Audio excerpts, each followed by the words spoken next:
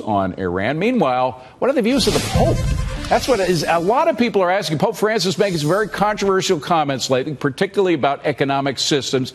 Even some within the Vatican are wondering what's going on, some calling it class warfare. Catholic television news producer Raymond Arroyo saying that people are confusing papal infallibility with papal punditry. All right, well, let's get beyond that. The fact is, Raymond, you know the battles for the heart and mind of the Pope within the Vatican. I know some people in the Vatican who are very pro-market, who must be frustrated as heck by what the Pope is saying these days.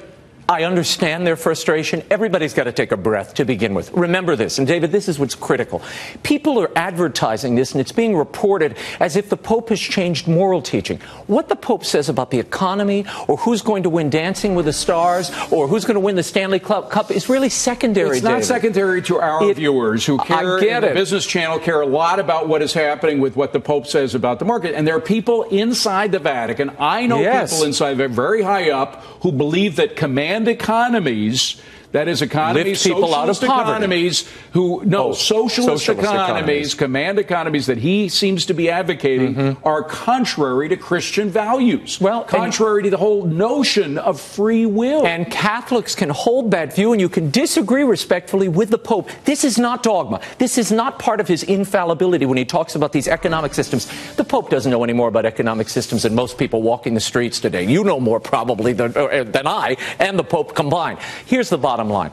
What the Pope is trying to do is call people to a moral vision. Now, he comes from a perspective of Latin America. He's never seen a free market economy. He's lived in Argentina all his life. Yeah, but that can only go so far, the ignorance of economic sophistication. When Evo Morales, the president of Bolivia, comes to him and presents him with a crucifix made out of a hammer and sickle. Now, you'd have to have been living in a cave for the past 100 years not to know that the hammer and sickle represents the murder of millions of people, including millions of Christians, specifically because they were Christians. And the Catholic Church has been committed to anti-communism for decades and decades. Here's the bottom line. This Pope lived among many Jesuits who were part of that leftist communist mentality, liberation theology that took root.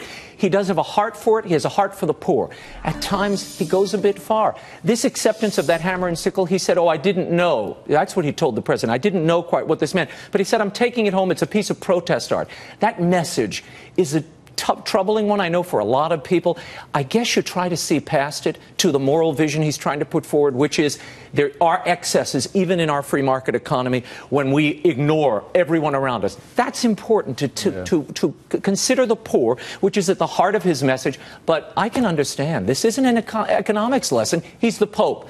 And spirituality, moral teaching, that's his strength, not freelancing on and these the Vatican, we should emphasize, the that. Vatican has weathered a lot of storms in the past. They go back to 2,000 years, which is a long time. So hopefully they will weather this. And popes have said things that they've later retracted and backtracked. So we'll see what happens in the days ahead. Raymond Arroyo, EWTN. If you watch EWTN, you know this face. Thank you very much, David. Raymond. Appreciate it.